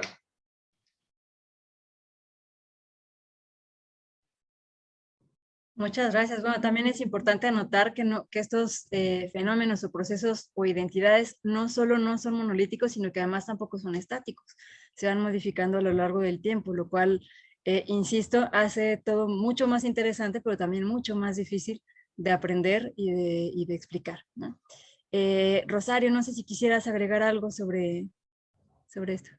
Sí, creo que mucho de cómo se ha movido el tratamiento religioso o la forma moral que en el inicio del sexenio se trataba como, bueno, que dio surgimiento pues a este tipo de debates también. No sé si como tal haya disminuido, pero sin duda las circunstancias que enfrentamos a partir de 2020, pues sí nos cambió el panorama en muchos sentidos, ¿no? Entonces, creo que nos va a tocar, no sé si a nosotros, ¿no? Pero sí seguramente a otros más especialistas también, analizar ya cuando se acaba el sexenio, ¿no? ¿Qué pasó con todos estos discursos y cómo se fue transformando? O sea, ahora mismo todavía, incluso creo que no podemos dar por terminada la pandemia, aun cuando ya volvimos a muchas actividades presenciales, incluyendo, por supuesto, las religiosas, pero creo que falta todavía analizar, o en todo caso es un trabajo que se está haciendo, ¿no? Cómo se fueron transformando todos estos discursos religiosos al interior del Estado y también cómo se fue modificando esta idea de Estado que teníamos, ¿no? Una cosa que me pareció muy interesante de pensar y que nos puso, creo, ¿no? A dar vueltas cuando estábamos reflexionando sobre este tema, tanto en el foro como en el libro, es que ninguno de estos términos resultaba, como acabas de decir, como monolítico, ni entendido de una vez y para siempre, incluso desde los discursos oficiales, ¿no? Entonces, hablamos de un montón de maneras de operacionalizar la forma en la que entendemos el Estado, la forma en la que entendemos la laicidad, la forma en la que entendemos lo religioso, incluso la forma en la que entendemos, en este caso, en el ejemplo que estaban mencionando, cómo entendemos al grupo evangélico, ¿no? Y pensamos incluso cuando utilizamos estas etiquetas, pensamos que todos cumplen como con un cierto estándar. Y pues no necesariamente, ¿no? Uno de los grandes pilares y bondades de hablar sobre este tipo de temas es que justo no podemos caer ahí, ¿no? No podemos caer en que hay una forma única de entender lo religioso, lo secular, la laicidad, o las identificaciones religiosas como puestas en un mismo lugar, porque vemos que no, que si algo hay, si México o el mundo tiene una marca es precisamente lo plural, ¿no? Y cada vez más, pues darnos cuenta de eso, ¿no? Entonces, creo que todavía nos queda un ratito más para analizar cómo se ha ido modificando y cómo se va a seguir modificando durante el sexenio este tipo de discursos. Muchas gracias. Sí, completamente de acuerdo en que la marca de casa es la pluralidad y además es una pluralidad que me parece que es no solamente creciente, sino además cada vez más visible. Entonces también eso supone muchos otros retos y bueno, de acuerdo también en que todavía no podemos pasar la página de la pandemia, ojalá eso suceda pronto, pero incluso esto también nos genera nuevos retos analíticos y nuevas maneras no solo de pensar en estos temas, sino también nuevas manifestaciones de la propia religiosidad o espiritualidad, nuevas manifestaciones del discurso religioso, nuevas maneras de entender la secularización y la laicidad, etcétera, ¿no? Voy a leer otras preguntas. Estas están un poco más relacionadas con la 4T en específico. Una es de Alma Rosa Balbuena, que nos dice: hace tiempo la administración de la 4T presentó una gaceta que regalaron a adultos mayores sobre valores realizados por ministros de culto. ¿Consideran que esto es una forma de tratar de incidir en las creencias religiosas? Imagino que se refiere a la cartilla moral. Y una pregunta más de Amir García. ¿Hasta dónde se ha medido el control religioso en cárceles? ¿Es más benéfico o perjudicial? Bueno, sobre las cárceles hay un texto de Carla Vargas que trata precisamente sobre ese problema y pues te recomendaría que lo leyeras porque ahí viene tratado de una manera excelente sobre todos los elementos tan complejos que tiene en las expresiones religiosas en la cárcel, ¿no? Entonces, pues te recomendaría que buscaras el texto. Sobre la cartilla moral, pues también señalamos algunos elementos. Es ya parte de esa fase que ahora podríamos llamar pre-pandemia, donde se estaba desarrollando. Curiosamente, ya actualmente esta parte parece que ya no se le está dando el mismo peso, ya como que no ha tenido esa misma repercusión, ya no se ha vuelto a mencionar lo de la cartilla moral, como que ya es ese tema, ya ha perdido la eminencia que tenía, el papel que tiene. Vamos a esperar a ver si esto se mantiene. Es posible que en el movimiento de la 4T, pues ya los grupos que son menos proclives a las expresiones religiosas están obteniendo más peso. Yo creo que eso es posible, ¿no?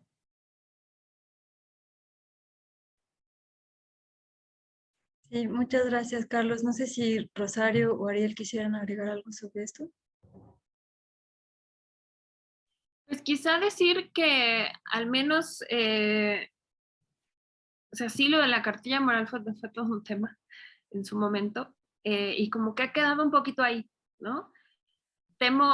No creo que llegue a sumarse a una de las anécdotas más del sexenio y ya, o sea, creo que sí nos va a dar y sí tendríamos, ¿no?, que estar analizando qué pasó ahí, pero sin duda sí, lo que veo al menos es que hemos estado muy pendientes de este tipo de manifestaciones que claramente tienen una marca religiosa, y religiosa así como en un sentido amplio, y también han sido motivos de críticas bastante duras hacia la 4T ese tipo de manifestaciones, ¿no? Obviamente a algunas personas les puede caer muy bien esas críticas y otras no, por todo lo que se ha construido en torno también a la figura del presidente y a quienes lo critican, pero sin duda sí va a ser algo que es uno de los muchos elementos pues que tendremos que seguir analizando cómo impactaron, si tuvieron un impacto o no, y qué pasó con eso, ¿no? O sea, se distribuyó y qué pasó, ¿no? Si se utilizó como un elemento moralizador o no, todavía nos falta, creo, quedaron todavía, veo ahora también, ¿no? Me quedaba muy claro que habíamos dejado muchas preguntas ahí, ¿no? Como sueltas y puestas, entonces yo creo que esa es una. Yo creo que esa es una. O sea, más allá de que la cartilla moral no es un texto religioso, sí tiene una marca moral muy, muy particular, ¿no? Entonces, pues habrá que analizar cuál fue su impacto en particular y, por supuesto, cuáles fueron aquellas reacciones que hubo entre quienes no estuvieron de acuerdo con su distribución y quienes sí. Sí, yo quisiera aportar en esto una reflexión, ¿no? O sea, evidentemente, ¿no? La cartilla moral creo que algo bueno de esto es que mucha gente conoció al gran escritor que fue Alfonso Reyes, escritor de la visión de Anáhuac, ¿no? Siempre he dicho, hay que leer a Alfonso Reyes, ¿no? Y también hay que quitarnos esta idea de que pareciera ser de que cuando se da un documento con estos tintes, valores, las personas lo van a agarrar y lo van a decir, ah, sí, voy a hacer todo lo que dice, es cierto, voy a hacer lo que dice. No es cierto, o sea, los sujetos actuamos de distinta manera, los creyentes incluso que lo pudieron recibir, pues quizá a lo mejor lo guardaron en algún estante, al lado de su Biblia, no lo sé, ¿no? Pero estas visiones, sobre todo que empezaron a circular en los medios y que imperaban como si a través de un documento, pues la gente se iba a acotar a lo que dice, pues está lejos, ¿no? Pues ni siquiera otro tipo, ni siquiera le hacen o hacemos caso de otro tipo de valores laicos, ¿no? Por ejemplo, ¿no? Entonces hay que quitar también esta idea de pensar como que el creyente recibe todo y que actúa con base en lo que le dice, ¿no? Pues es selectivo, es crítico también, puede definir que sí, que no, puede ver cosas que le empaten, cosas que no le empaten en su propia perspectiva, ¿no? Entonces ahí, pues ya tenemos una visión para ir discutiendo como cuáles son los resultados a la larga de esta difusión que se hizo de la versión resumida de la cartilla moral de Alfonso Reyes, ¿no? Por otro lado, te preguntaba el asunto de de la religión en las cárceles, ¿no? En efecto, el texto de Carla Vargas lo que hace mucho es como, en primer lugar, dice que justamente esto no es novedoso, ¿no? De que hay distintas religiones, grupos religiosos que han venido haciendo trabajo en los sistemas penitenciarios en México, ¿no? Y que esta reforma, pues, sí, cambiaría algunas cosas, otras cosas las dejaría igual, ¿no? Pero también lo que ella cuestiona es justamente este modelo de laicidad que posibilita que las iglesias participen en la readaptación social, pero no todas. Unas sí, las católicas, las evangélicas, pero cuando son de otro tipo de minorías religiosas, los hace así como, las ve con estigma, las ve así como negativo, ¿no? Entonces ahí también es como un punto importante. Yo no diría que, yo no lo pensaría en si está bien o está mal, ¿no? El hecho es que hay participación que están teniendo bajo una perspectiva en la cual se piensa de nueva cuenta que lo religioso es como lo benévolo, es como que lo que va a sanar, etcétera, ¿no? Y también hay tema de discusión y hay tema que se tiene que ir trabajando, ¿no? Y que creo que esto lo podemos ver en otras preguntas, pero sí justamente hay grupos minoritarios que están siendo excluidos por un modelo de laicidad que debería de darles protección, por ejemplo. Y eso, desde algunas perspectivas, no se considera o no se discute. Muchas gracias por estas intervenciones. Creo que nos ayudan también a repensar de nuevo la figura de los creyentes y de las creyentes, a entender, por supuesto, que no son entidades pasivas y que así como lo que dice el presidente no representa a toda la 4T ni se respeta o se lleva a cabo de un día para el otro, y así como lo que dice la Constitución, desgraciadamente tampoco se lleva a cabo de un día para otro ni se adecua necesariamente a las prácticas sociales.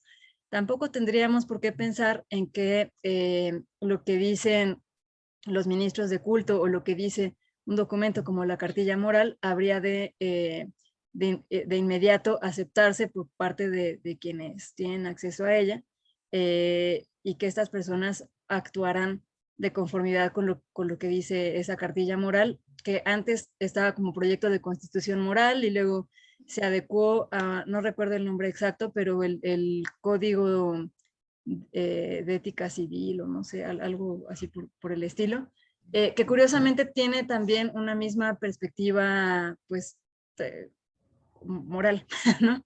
Que creo que también habría que preguntarse, más allá de si las personas que tienen acceso a este tipo de textos se compran o no el discurso y adaptan o no sus creencias o sus prácticas a los códigos que están contenidos ahí, sí creo que habría que pensar si es una función del Estado tener este tipo de discurso. Eso en cuanto a lo que se refiere a la cartilla moral. Ahora, en cuanto a esto último que se mencionaba de las cárceles, creo que también es definitivamente muy importante tomar en cuenta que si bien el modelo de laicidad que viene del siglo XIX supone una separación total y absoluta entre el Estado por un lado y las iglesias por el otro, en el entendido de que lo religioso corresponde solamente al espacio privado, es verdad también que se ha permitido la participación de algunos grupos religiosos en cuestiones muy específicas. Una es la de las cárceles, otra es la de los hospitales, otra es, por ejemplo, la ayuda a migrantes y otras más. Pero que la inclusión de los grupos religiosos en esos espacios tampoco ha sido igualitaria. Y para retomar este tema, voy a referirme a un comentario y pregunta de Guillermo Ruiz, que nos dice: Inglaterra ha permitido el crecimiento del Islam en todo el Reino Unido, ya sea por el empuje de la misma comunidad musulmana o por la buena relación entre el gobierno británico y la comunidad musulmana inglesa. Incluso los intelectuales, otras organizaciones religiosas, sociólogos e historiadores británicos reconocen el crecimiento del Islam en el Reino Unido. Se les considera parte integral de la sociedad inglesa. En el caso de México, ¿por qué si existe un Estado laico no hay un reconocimiento firme del crecimiento de la comunidad musulmana a nivel gobierno, intelectual, social y otras organizaciones religiosas? Veo una triste negación a algo que es eminente, si tomamos en cuenta que la comunidad musulmana de México ha crecido exponencialmente desde los 90, pese a que todavía no representa un porcentaje considerable. Precisamente ese trato discriminatorio es lo que genera con el tiempo los enfrentamientos inútiles y a la postre las fobias y la violencia de unos sobre otros. No todos los no católicos en México somos evangelistas, testigos de Jehová, bautistas, cristianos, etc. Y voy a agregar un comentario de María del Carmen Olague Méndez, que nos dice que aplaude el ejercicio de complejizar a los creyentes como seres críticos y agentes sociales, contrario al análisis tradicional que los presenta como dogmáticos e intolerantes. No sé quién quisiera tomar la palabra ahora. Bueno, sí, creo que sí hace falta más, más análisis sobre los grupos islámicos. No tuvimos una participación al respecto. No es fácil encontrarlos, ¿eh? Tampoco crean que son tantos, ¿eh? Pero es un elemento pues, que sí falta todavía discutir. También es una situación pues, que requiere de una visión cuidadosa. Falta todavía analizar con más detalle cuáles son los grupos islámicos presentes en México. Con respecto a Inglaterra, es muy interesante cuando uno ve la situación europea. Inglaterra, con todo y que no hay una separación clara entre la monarquía y la iglesia anglicana, es mucho más tolerante del Islam que sus vecinos franceses, donde hay un Estado laico, pero donde ha habido prohibiciones hacia el uso del hijab y de los símbolos musulmanes en la vida pública, ¿no? Entonces, es una relación justamente contrario de lo que uno podría originalmente pensar, ¿no? Bueno, en Estados Unidos la tendencia más bien es hacia la exclusión de los creyentes islámicos de la vida pública, sobre todo lo que se dio durante la época de Trump, que no ha logrado el gobierno de Biden quitarlo por completo, ¿no?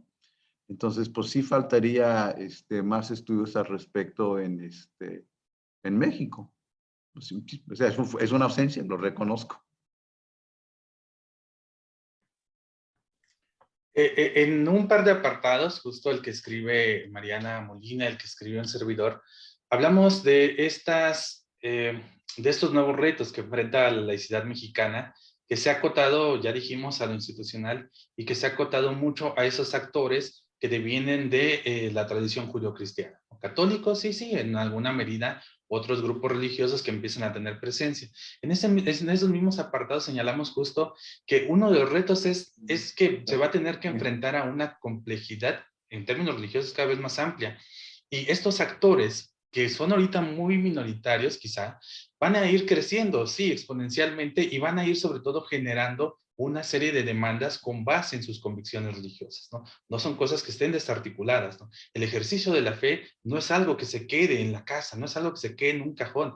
Como diría Max Weber, se plantea una ética de vida, y a partir de esa ética de vida es que plantean su propia forma de conducirse en el mundo. Entonces ese es uno de los retos que va a tener que el Estado. Ahora, ¿cómo lo va a reconocer? Eso habrá que irlo observando. Yo sostengo, no necesariamente en este texto, pero sí en otros que he estado trabajando, que la laicidad juega a veces muy maquiavélicamente. Puede ser puede aceptar a determinadas religiosidades y religiones, pero también puede restringir pues ahora sí que la capacidad de otras, o que otras pueden tener, ¿no?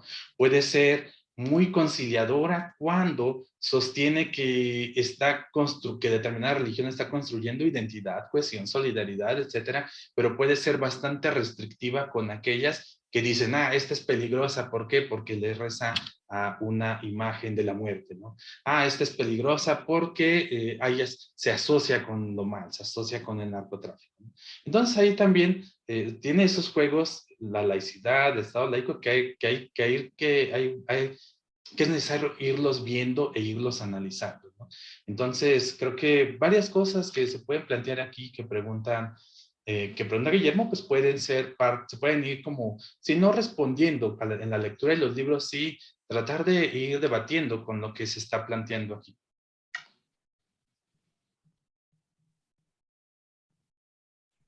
Muchas gracias. Adelante, sí.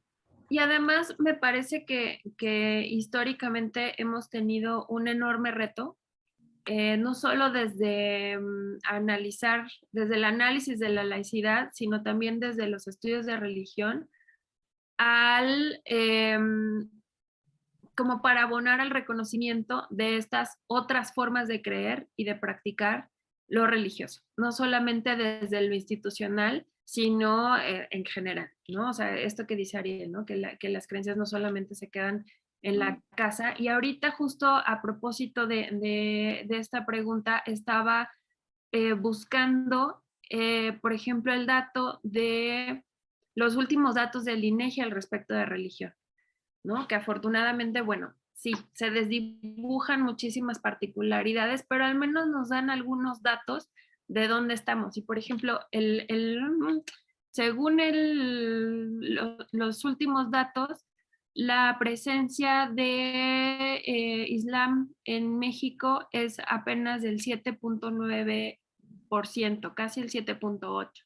Entonces, puede ser un porcentaje todavía muy chiquito, pero obviamente las implicaciones sociales, políticas y también académicas, ¿no? que tenemos o que asumimos al poder abordar la diversidad desde la pluralidad, pues todavía tenemos varias deudas ahí, ¿no? O sea, tenemos todavía mucho que analizar, mucho volumen que subir, ¿no? A estas otras formas de creer que no son las que hemos reconocido siempre. Y pues eso, tenemos una gran tarea todavía. Y por supuesto que se relaciona también con esta idea de laicidad y demás, y también en cómo hemos abordado lo religioso desde la academia. Gracias, sí, pues completamente de acuerdo. Me parece que es tiempo de abrir el panorama a un abanico mucho más amplio, no solamente de religiones, sino incluso de manifestaciones espirituales, ¿no? En este ánimo de no pensar en lo religioso solamente a partir de la institucionalidad. Y también aquí decir que me parece que tienes toda la razón, Rosario, cuando dices que si bien se trata de un porcentaje relativamente acotado, eso no significa que no valga la pena visibilizarlo, discutirlo, debatirlo en este tipo de foros y también en otros, y sobre todo acercarse a partir de una perspectiva académica también a este fenómeno, que si bien no es tan visible en México como en otros contextos, como pudiera ser el europeo, por ejemplo. Hace rato se citaba el caso de Reino Unido, pero me parece que también en otros países es un fenómeno que es mucho más visible que en México por ahora. Vale mucho la pena acercarse a este tipo de religiones que, dicho sea de paso, tampoco son monolíticas, como suele pensarse a veces tristemente desde Occidente, ¿no? Todos los musulmanes piensan de tal forma, o todos los musulmanes actúan de tal forma, cuando eso no es para nada el caso. Me interesaría mucho saber cuáles son los tipos de Islam que se practican en México, en cada una de las entidades de la República, cómo se han extendido, y sobre todo cómo se relacionan o cómo se piensan frente al Estado laico y frente a una sociedad que más o menos secularizada, la verdad es que tampoco tiene como muchísimo conocimiento sobre esta manifestación religiosa, ¿no? Lo cual me lleva a leer un comentario que nos hizo hace rato Carla Angélica Pérez, que nos dice: existen más de 1000 religiones o variantes que han sido introducidas en los pueblos indígenas, apropiándose de su voluntad y renunciando a sus culturas tradicionales por medio de su lenguaje o dialecto y con apoyos económicos en especie y dinero. Me parece que eso también va relacionado con el tema que discutíamos sobre distintos tipos de religiosidad y cómo la religiosidad se vive de diferentes maneras, pues en función del contexto en el que se inserta. No sé si quisieran también decir algo sobre esto, específicamente para el caso de grupos indígenas. Bueno, el caso del grupo indígenas es muy interesante porque eso, bueno, los antropólogos lo conocemos muy bien. Yo desde hace décadas he visto esta discusión y esta controversia, y es interesante cómo regresa muchas veces a puntos comunes donde los no indígenas se preocupan particularmente por lo que creen los indígenas y cuáles los elementos que deberían tener los pueblos indígenas en cuanto a su religiosidad. Y en ese sentido, pues hay que mantener una visión pluralista, que los grupos indígenas pues son plurales y también pueden escoger diferentes religiosidades, y que estas se expresan y que en muchos sentidos las comunidades indígenas son mucho más plurales muchas veces que las comunidades mestizas, y que esto ha llevado a una diversidad de religiones que en algunas comunidades indígenas ya van para como la 4ª generación. Entonces, eso es algo que no es necesariamente un elemento totalmente negativo o que pone en peligro a las comunidades indígenas, sino que para muchos de estas localidades ya es una parte de su vida cotidiana, y ya es algo que la diversidad es algo que aceptan plenamente. Fíjate que retomando esto que menciona Carlos, uno de las apuestas, o de los imaginarios más bien dicho, que se tiene de lo religioso, que se piensa como algo, imaginarios sociales en términos generales, ¿no? Se piensa como algo rudimentario, algo de las sociedades pasadas, algo que no tendría que estar en el mundo moderno, ¿no? Todavía hay este tipo de visiones. Consideran que justamente uno de los valores de la modernidad ha sido la pluralidad religiosa, pero encontramos incluso en escenarios urbanos, que es donde se asocia usualmente más la modernidad, mucho menos diversidad religiosa que en esas sociedades tradicionales, en esas sociedades étnicas, por ejemplo, ¿no? Y casos hay, o sea, tenemos un Bajío donde la diversidad religiosa es todavía o marcha a un ritmo más lento que otros lugares donde se esperaría o donde se esperaría a través de estos imaginarios que la propia diversidad religiosa no tendría cabida, ¿no? ¿Por qué? Porque se considera que tienen un sistema tradicional, más hegemónico, más en un esquema un poquito más de tradición, etcétera, ¿no? Entonces, desde este punto de vista, creo que también es importante analizar justamente estas categorías con las cuales vamos entendiendo la religión y la religiosidad en los espacios así denominados modernos, ¿no? Y ver si cuadran o no necesariamente a través, claro, de un trabajo de campo empírico, ¿no? Y por otra parte es cierto, o sea, cada sujeto tenga alguna noción sobre él, una autorrepresentación como étnica, pues va a definir y a decidir también cuál es el camino de su propia religiosidad, ¿no?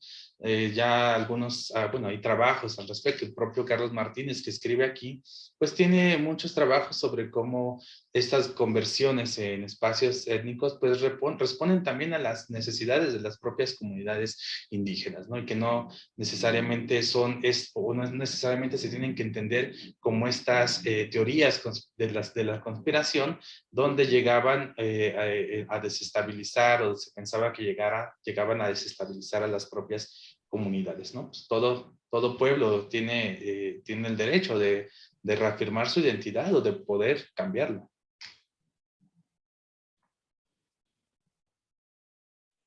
Gracias. No sé, Rosario, si quisieras agregar algo sobre esto, ¿no? Ok, de todas maneras, por aquí hay una pregunta que tiene que ver con esto y por eso la voy a leer ahora, de Amir García, que nos pregunta, entonces, desde el evangelismo indígena, ¿es posible hablar de decolonialidad y más si algunos evangelismos condenan prácticas indígenas?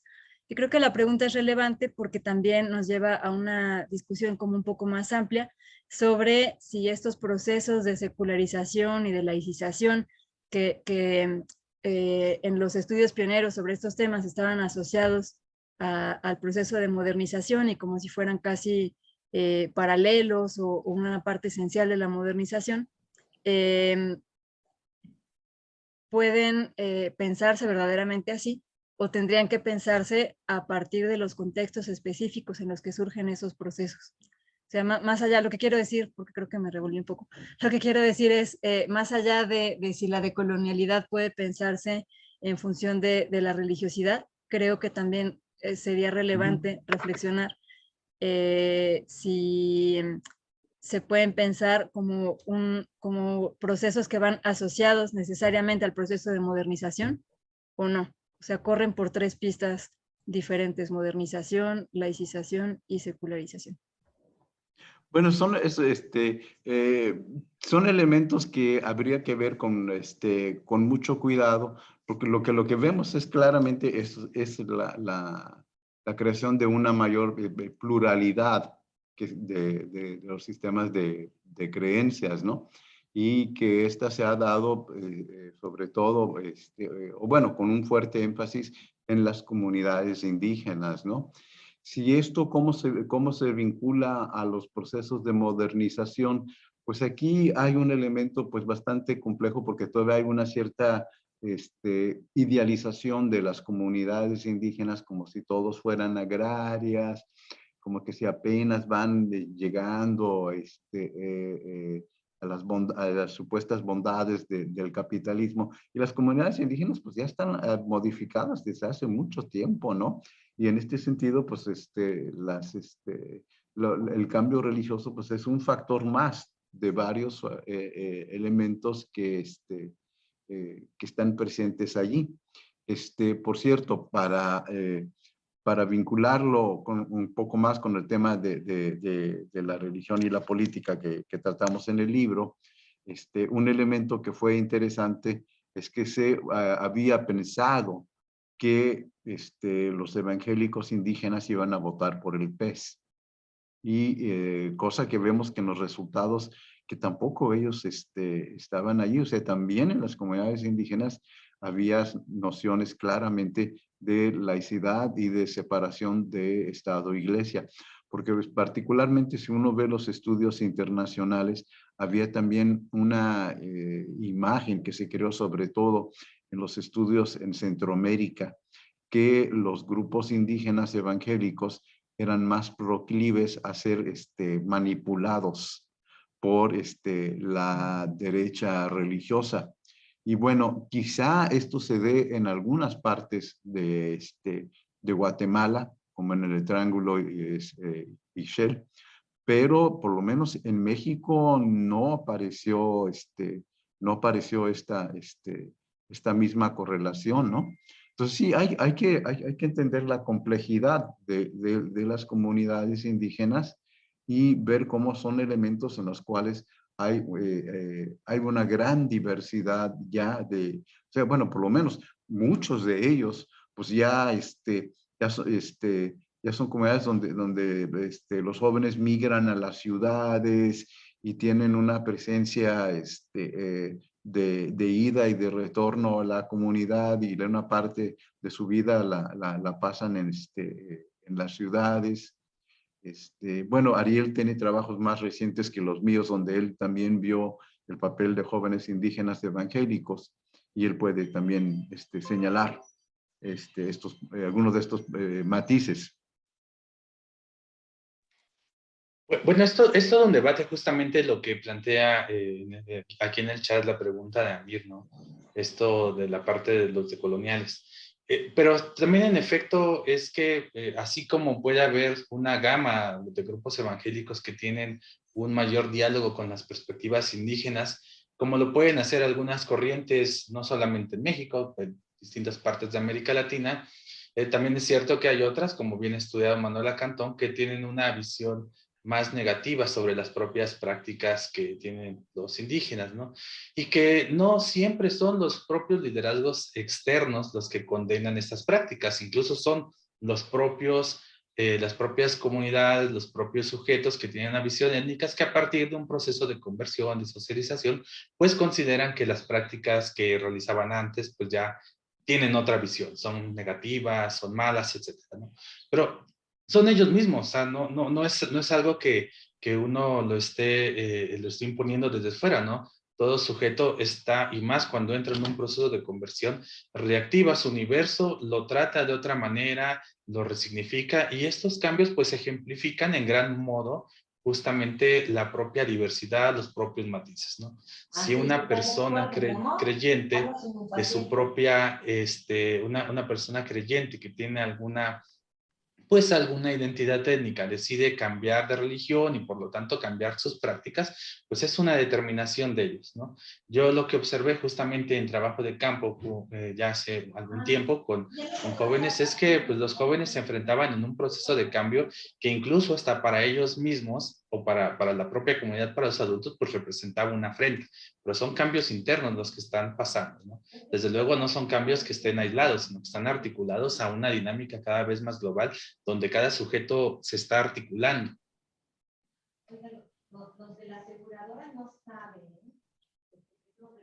Muchas gracias. Creo que ha quedado clarísimo con estas aportaciones. Rosario, ¿quieres agregar algo sobre esto? ¿No? Ok, perfecto. Entonces voy a leer una pregunta más. Esta es de Roberto del Carmen Valencia. Y la pregunta es, ¿cuál es su postura sobre la posibilidad de reforma al 130 constitucional respecto a la participación política de los ministros de culto? Creo que esta pregunta también da muchísimo de qué hablar, sobre todo si pensamos en que los ministros o ministras de culto tendrían que pensarse más allá del sacerdocio católico, precisamente hablando de la pluralización religiosa creciente en nuestro país.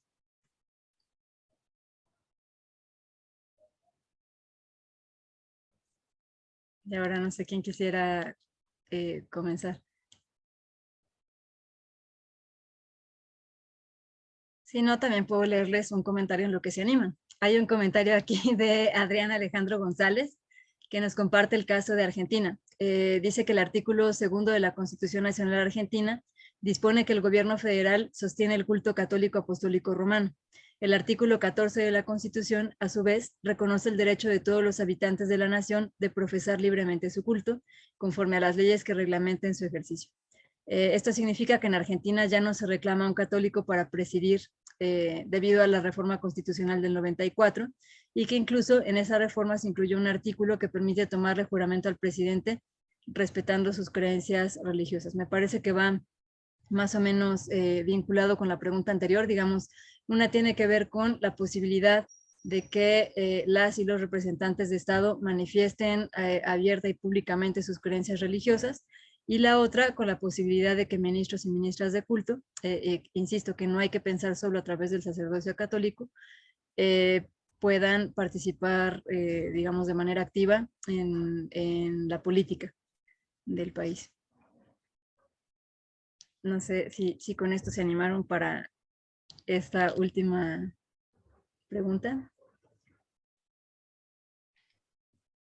Yo más bien trataré de problematizarlo un poco, porque es una buena pregunta en el sentido de que puede aparejar otro modelo de marco laico, ¿no?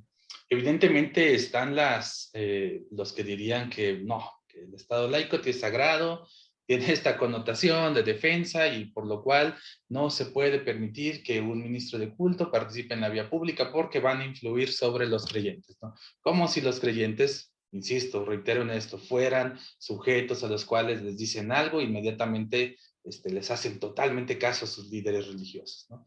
Hay otras posturas también que dirían, quieren reformar para que un líder religioso con base en sus preceptos religiosos actúe en la política. Hay gente que diría, déjenlos, a ver quién les hace caso, ¿no? A ver, que hablen en contra de los derechos reproductivos, a ver si votan por ellos, ¿no? No confiamos tanto en un modelo marco estructural secularizador en el cual consideramos que ya la gente piensa fuera de los límites. Hay también estas posturas, ¿no?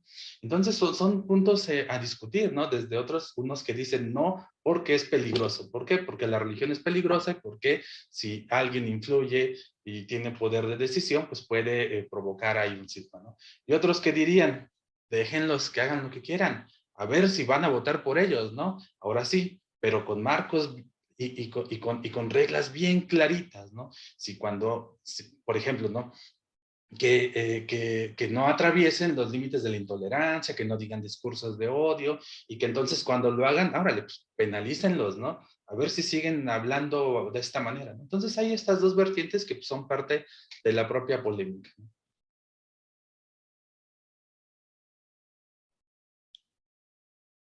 Muchas gracias, Ariel. No sé si Rosario o Carlos quisieran agregar algo sobre esta última pregunta. Pues yo más bien diría, me sumaría a lo que está comentando Ariel, o sea, creo que sí nos pondría otro marco para pensar el asunto y sería interesante verlo, ¿no? Porque no veo grises entre esas dos posturas, el del no, claro que no, y el bueno, a ver, vamos a ver qué ocurre, pero no sé, necesitaría investigar un poco más sobre eso para dar algo más consistente. Perfecto, muchas gracias. Oigan, pues estamos ya a 10 minutitos de cerrar la sesión, entonces, antes de que otra cosa suceda, quisiera preguntar, digo, hasta ahora han surgido ya muchísimos temas de debate, no solo en torno a los que ya están contenidos en esta obra colectiva, sino también algunas otras inquietudes que han ido surgiendo a lo largo de la plática. Entonces, la pregunta concreta es, bueno, ya ha habido muchas inquietudes que se han resuelto a lo largo de esta obra colectiva, pero ¿cuáles son las que quedan todavía pendientes? Ya hemos mencionado algunas a lo largo de la plática, ya vi la cara que me está haciendo Carlos. Esto seguramente que nos da para otros 6 volúmenes, pero quisiera saber qué es lo que tienen ahora en mente, ¿no? O sea, ¿qué es lo que sigue ahora a partir de lo que se ha discutido en esta sesión?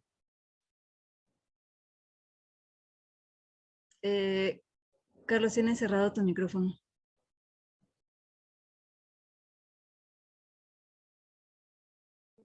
Bueno, pues pues sí nos falta todavía ampliar hacia algunos actores que podrían ser. Y yo creo que lo que nos restaría ver, vamos a ver cómo se maneja dentro de lo que queda de los 3 años de la 4T para ver hacia dónde. Creo que hay planteamientos que se vieron dentro de esta situación tan peculiar que hemos vivido en estos últimos años, y pues que quedaría hacer un balance más adelante, y quizá podremos ver cuánto de esto se debió a una coyuntura o cuánto esto es parte de una situación peculiar que se ha dado y que es característico todavía, quizá, de la sociedad mexicana, ¿no? Eso es todo, sí. Muchas gracias, Carlos. Ariel, Rosario. Creo que quedará pendiente también ver qué pues, ¿qué ocurrió después de esa reunión que tuvimos y después de este libro y durante la pandemia? Yo creo que tenemos un montón de temas que todavía podemos explorar al respecto y, o sea, sí relacionado con el espacio público, sí relacionado con el Estado, pero en este caso entra también el factor pandemia, con qué pasó, cómo se transformaron todas estas realidades que ya estábamos viendo o de las que dábamos cuenta, si hubo o no transformaciones y hacia dónde se fueron, ¿no? Creo que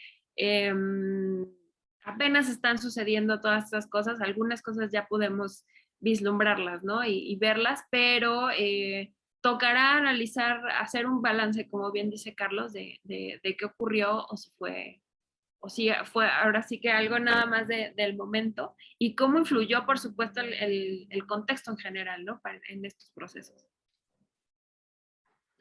En efecto, falta concluir la trilogía, justamente, ¿no? Para ir cerrando esta parte. Y en esto creo que también con base en lo que pensamos y con base en lo que tenemos cada uno como proyecto individual, a mí en lo particular me interesan, hablando desde mi punto de vista más particular, ir trabajando sobre esta necesaria perspectiva antropológica, ¿no? Que ha quedado un tanto al margen de las discusiones y que puede aportar mucho por su potencial de observar en campo, en terreno, de observar justamente cómo, por un lado, el creyente vive estas disputas de la laicidad y por otro lado también cómo este Estado laico que pareciera ser homogéneo, pues está lleno de burocracias al interior, ¿no? Y cómo el propio sujeto que tiene una función pública va trasladándose o tiene su propia perspectiva sobre el campo, ¿no? También creo que es importante ir cada vez más descentralizando la discusión de la laicidad y no solamente hablando de lo que pasa en distintos territorios geográficos, sino también de lo que está atendiendo las preocupaciones de ciertos intelectuales y de ciertos nichos académicos en torno a las discusiones de la laicidad, ¿no? Donde cuando el presidente cita la Biblia dicen, está violando la laicidad, ¿no? Pero cuando la alcaldesa de la Cuauhtémoc sube una foto con la Virgen de Guadalupe, nadie dijo nada, ¿no? O cuando Samuel García dijo, por esta, que no voy a participar en los presidenciales, nadie dijo nada, ¿no? Entonces son puntos ahí que creo que debemos de insistir y debemos de abundar más como para trabajar más el asunto de la laicidad. Muchas gracias, pues completamente de acuerdo con ustedes. Aquí voy a estar esperando la trilogía. Espero que todo el mundo que está siguiendo la transmisión también tenga ese mismo interés y pues de nuevo agradecerles de verdad por este espacio, por su tiempo, por la disposición para platicarnos todo este proceso. Y antes de cerrar voy a hacer 2 anuncios. El primero es que este libro se va a estar presentando también este jueves 3 de marzo a las 5 de la tarde. Estarán, además de quienes coordinan esta obra, va a estar como comentarista la doctora Andrea Mesa y moderando la doctora Citlali Quecha Reina. Pueden seguir la transmisión en el canal de YouTube de las videoconferencias de la Facultad de Ciencias Políticas y Sociales y estoy segura de que también se va a poner muy interesante el debate. Y el segundo anuncio que quiero hacerles es que la próxima sesión de este ciclo tendrá lugar el 15 de marzo y tendremos la presencia de Cristina Mazariegos, que nos presentará su libro, Liderazgos en Movimiento, Ejercicio del Poder de las Mujeres Metodistas en Guanajuato. Así es que ya saben, no se lo pierdan, sigan en sintonía. Y pues nuevamente Ariel, Rosario y Carlos, muchísimas gracias por compartir este espacio y por la oportunidad además de dialogar con ustedes, pues incluso desde este congreso que dio después paso a esta obra colectiva y en la que siempre lo diré, aprendo muchísimo de ustedes y espero que esta relación continúe por mucho tiempo más para seguir pensando en todos los problemas e inquietudes que tienen que ver con estos temas. Muchísimas gracias y nos vemos pronto. Hasta luego. Gracias.